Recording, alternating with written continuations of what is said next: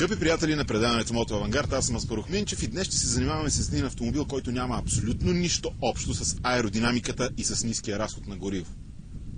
Това е един автомобил, който сам по себе си е уникален и толкова екзотичен, че той самия е създал нов клас автомобили. Класа на SUV-тата, които преминават през абсолютно всичко, прегазвайки по пътя си стари легенди. Това е един автомобил, който се носи на крилете на славата, доставена му от неговия брат-дядо, който за пръв път се появява по американската телевизия, отразяваща директно събитията от Ирак. 1990 година. Хамър 1. Но това, което ние днес имаме тук, е Хамър 3. Автомобил, който няма да видите често нито по нашите, нито по европейските пътища. За сметка на това пък по всички CNN новини и по всички събития по света, по които американците правят нещо много важно и много сериозно, е много възможно той да бъде един от главните герои.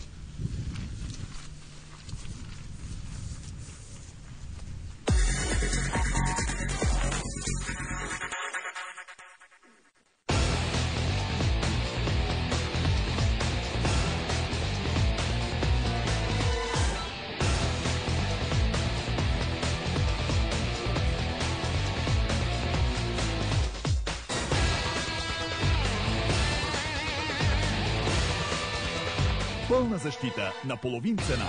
3,5% супер автокаско от Армеец.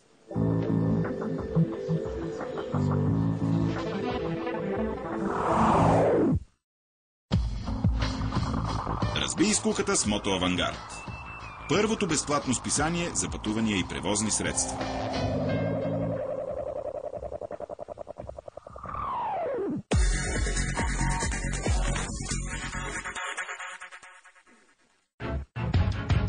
Това животно всъщност е по-малкият брат от семейството на Хамър.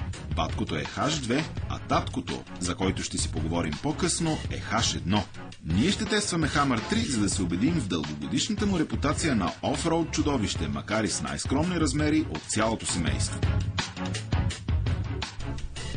Това добиче тук всъщност е Хамър 3, който наследява Хамър 2. Хамър 2 е много по-мачо и много по-брутален, а този тук, Хамър 3, всъщност идва да попълни един сегмент в богатото моделно семейство на Хамър, което трябва да бъде доста по-адаптирано за нормални автомобилни асфалтирани пътища и в същия момент все пак да запази качествата си на чудовищен офроудър, който ние днес ще тестваме с една единствена цел. Да си доставим максимално удоволствие, в това число и вие да се почувствате някакси съпричастни на идеята за това, че един толкова огромен мавзолей може да катери скалисти склонове, да минава през реки, да се справя с силите на гравитацията по един собствен свой начин.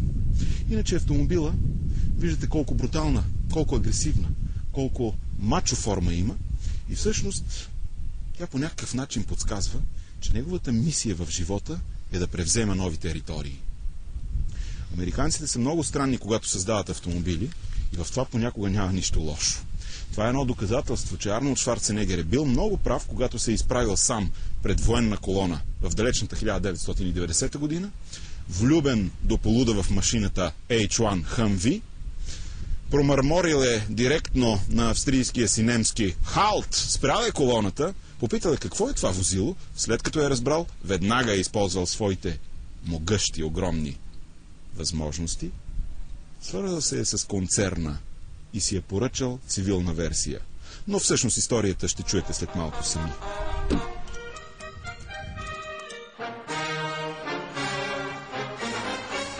Първоначално американците създават тази машина през 1985 година с чисто военна цел и тя носи името, по-точно абревиатурата HMMWV или Humvee. Поради огромните й способности и големия интерес, компанията AM General Corporation създава и цивилна версия през 1992 година. Тя вече носи името Hammer H1.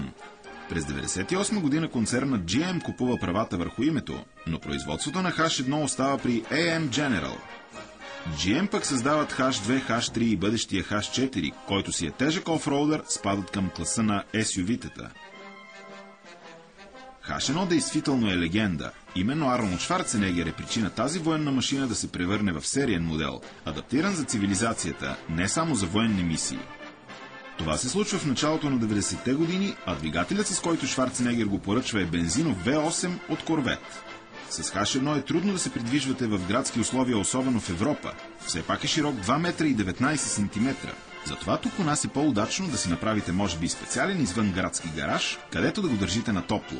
Всъщност дори и при минус 100 градуса автомобилът едва ли ще има проблем. В своята военна версия бронираният танк има защита против радиация, мини, бомби и всякакви други деструктивни оръжия на съвременната цивилизация. Това е автомобил и с Run Flat технология, т.е. при спукване на 4-те му гуми, той може спокойно да се добере до която и да е военна база по света. Интериорът на H1 е нещо, което едва ли ще срещнете в който и да е друг автомобил по света. С гаранция там ще си живеете добре, дори и да е настъпил края на света и вие да сте единствения оцелял, просто защото сте били вътре по това време. Сред наличните двигатели шедьовър е първият 6,2 литров дизел с 150 конски сили, но с достатъчно голям въртящ момент, за да може да изтегли и Кьолнската катедрала, ако ви се наложи. Военният дизел е запечатан и има гаранция от 20 години. H1 става най-популярен по време на операция Пустинна буря в Ирак, като дори екипа на CNN използва точно такъв автомобил, за да отразява събитието, и той по-късно е продаден на търг. Освен с най-голям клиренс от всички SUV-та по света, Hammer 1 се гордее и с възможността да катери най-стръмните терени, с които някога се е сблъсквало превозно средство.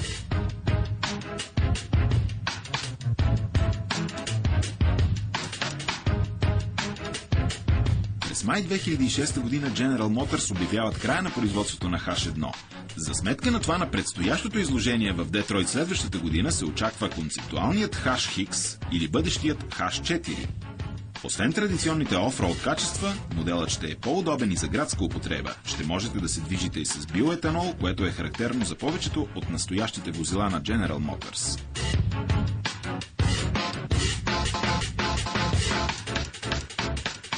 В сравнение с своите двама предшественика Hammer 1 и Hammer 2, Hammer 3 изглежда доста по-цивилизован, но в същия момент при неговия дизайн нищо не може да влезе в категорията на красотата, на елегантността и на разбираемите модерни автомобилни пропорции. Тук умишлено е търсен ефекта на нещо толкова чудовищно и толкова агресивно, че в крайна сметка само военни специалисти биха могли да имат нещо общо с разработката на този автомобил. Разбира се, че е така. Дори предната решетка има формата на шахта, на чугунена шахта от американското метро. В същия момент тук отпред виждате едни куки, с които автомобила на заден сигурно би могъл да дръпне и товарен вагон с ядрени глави. Всички детайли на автомобила подсказват едно единствено нещо. Аз съм различен, аз съм много тежък и много груб. Нищо не би трябвало да застава пред пътя ми. Това е автомобил, който с своето трето поколение, разбира се, защото е третата серия H3, отстъпва доста от ужасно грубоватия, още по-грубиянски дизайн на H1. Hammer 1 обаче е друга история. Все пак това е доста по-цивилна версия. Суровият му външен вид, огромните пропорции и грубите прави ъгли са негов разпознаваем стил и не остават място за съмнение в неговите възможности. Когато човек се изправи лице в лице с H3, единствената асоциация, която може да му хрумне, е за танк, при това не съветски, а някой реквизит от Star Wars. Профилът му също е много внушителен и дава още по-ясна представа за огромните габарити.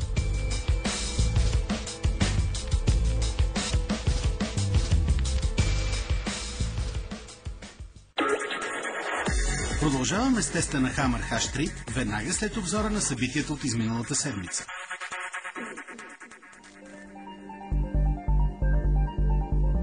В края на всяка година традиционно всяка една автомедия си избира кола на годината. Едно от най-авторитетните автомобилни списания в света, Motor Trend, определи Cadillac CTS за автомобил на 2008 година. С дизайн, който може да внушава само и единствено класа и уникален хай-тек интериор, той може да се похвали и с V6 мотор и 263 конски сили. Цената му изненадващо ниска за това, което предлага. В Щатите се продава за около $33 000 и това със сигурност е повлияло на огромната му популярност. Интересно е да се отбележи, че именно Cadillac е марката спечелила първата награда за автомобил на годината на Motor Trend за 1949 година.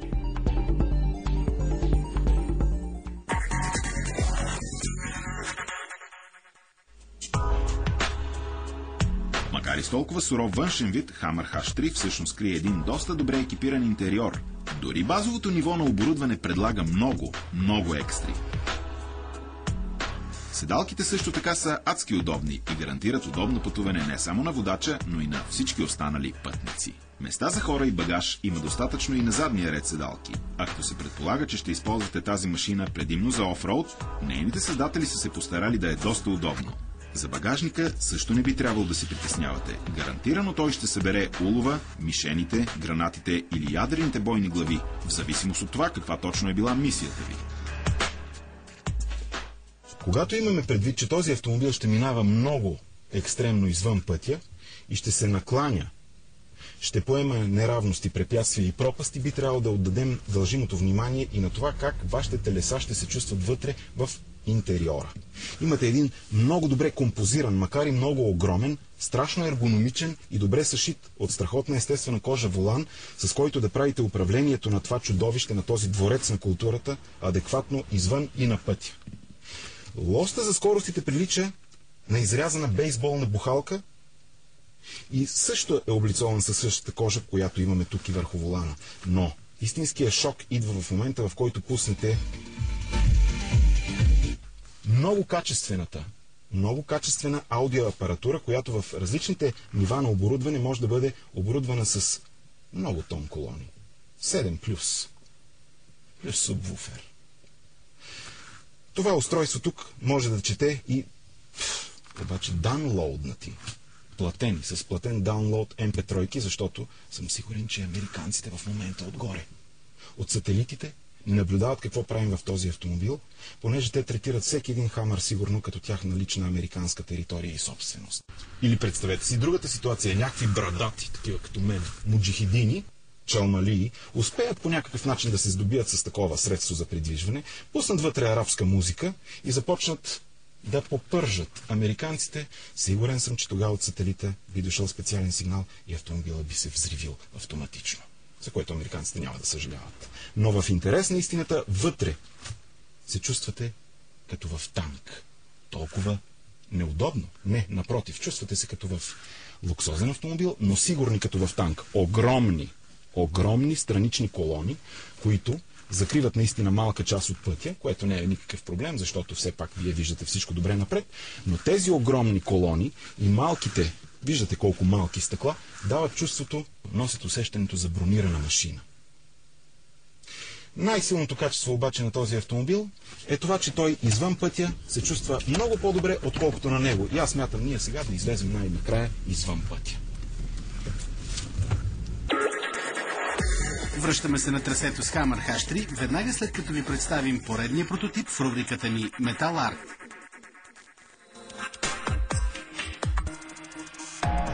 В този Metal Art ще се спрем на победителя във втория годишен конкурс "Кой е автомобилът?", чийто финал се състоя на 6 декември в PR Клуб София. За любим автомобил на българина, след едномесечно гласуване в интернет, беше избран Audi R8. Започваме с дизайна. Има хора, които никога не са харесвали марката, но R8 със сигурност ги е оставил без коментар. Защото в действителност е много по-различен от цялата гама на Audi.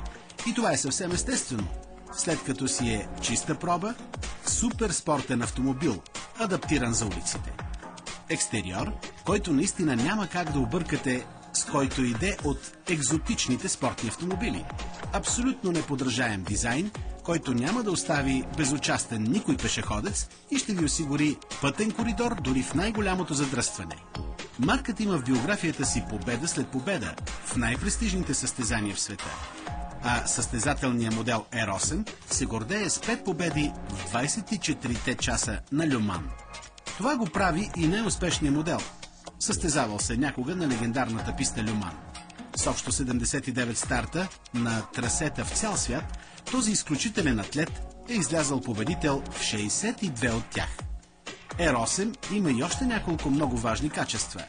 V8 FSI двигател с 420 конски сили, кватро задвижване и алуминиевото Space Frame купе. Уникална аеродинамика, прецизно окачване и внимание дори към най-малкия детайл.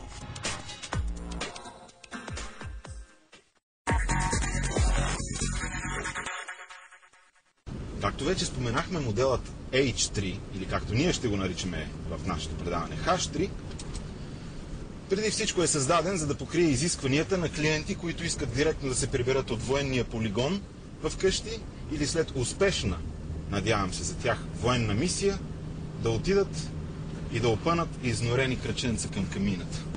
В един момент почваш да си мислиш, кому е нужно чак толкова брутално офроуд чудовище? Веднага се сещам кому е нужно. След като Арнолд Шварценегер директно е бил причина H1 на времето да се появи на цивилния пазар, явно има клиенти, на които този автомобил ще върши работа. Иначе, модела, с който ние днес се возим, е така балансиран и така опитомен от американските му създатели, че е много лесен за управление в градски условия. Представете си с този слом, като в стъкларски магазин, да тръгнете по тесните софийски улички. Толкова по-лошо за всички, които са паркирали по тези улички. Но за вас никакви проблеми.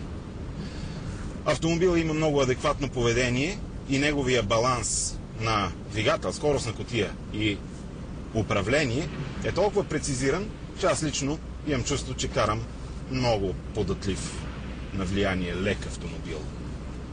Но най-интересното настъпва в момента, в който изкарате този дворец извън пътя, извън асфалтираните пътища.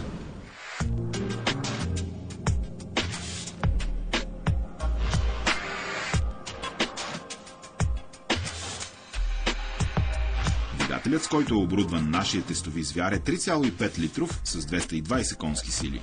Съвсем скоро у нас ще се предлагат и новите модели с по-мощния 3,7 литров мотор с съответно 245 конски сили.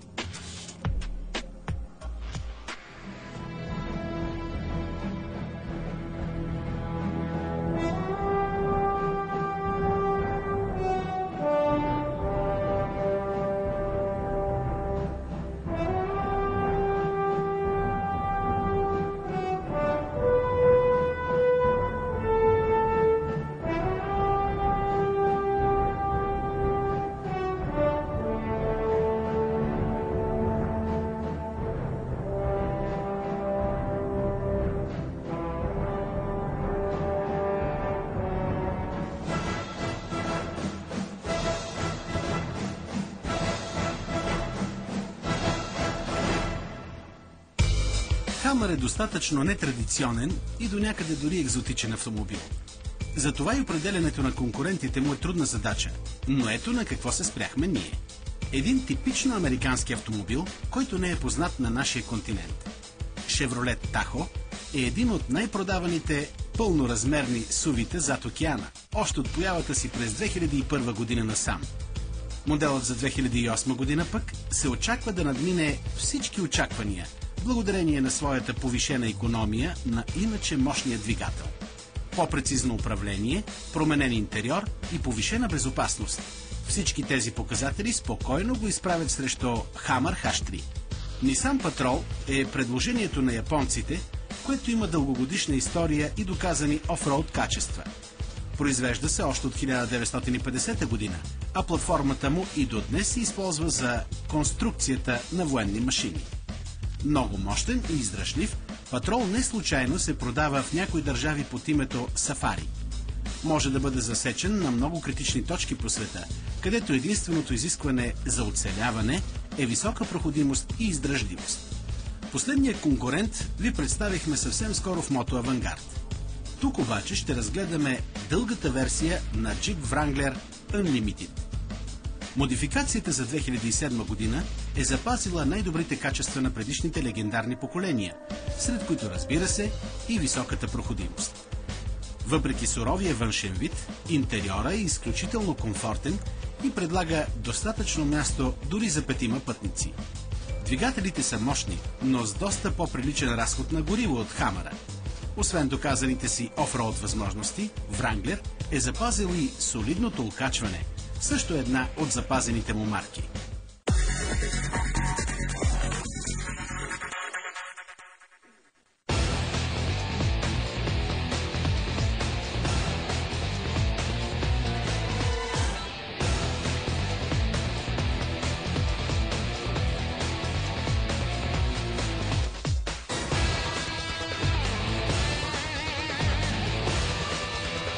Пълна защита на половин цена.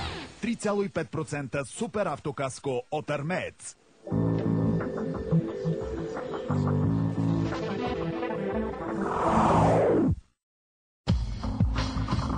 Разбий скуката с Мото Авангард.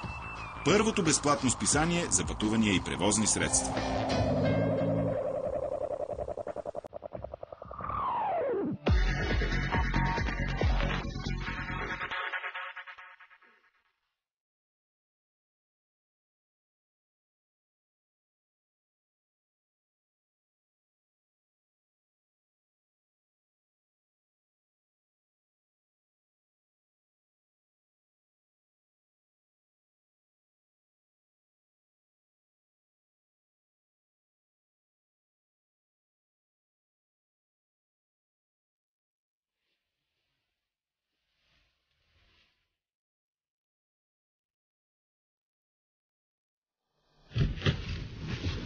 Толкова за днес от нас, скъпи приятели. Аз съм Аспарух Минчев и се надявам съвсем реално да сме предизвикали вашия интерес с този изключителен автомобил.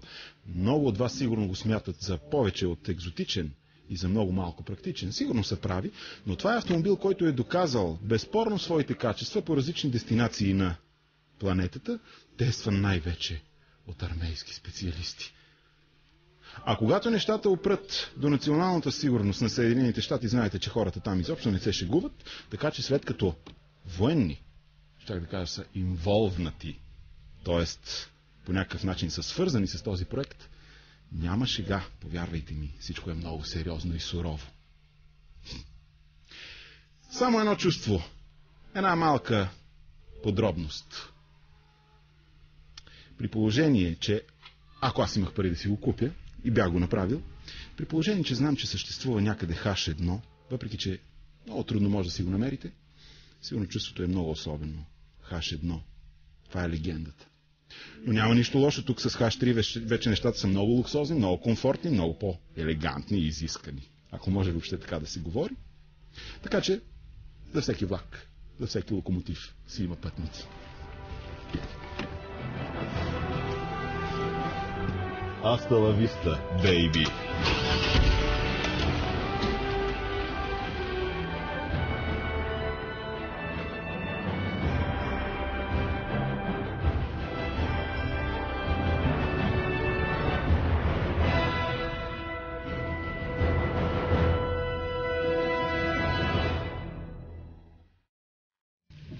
Това трябва да го заснемеш как е застанало. Нема такава гледка. Тя гумата се едно ти щупила едното. Абсолютно да, човек. Ще го снимаш и това? И освен да го позаснема малко така, както е застанал. Не, че той до сега не се е снимал. С вас. Или там при задния екран ти бръкне в една гума, тя стои като щупена в момент.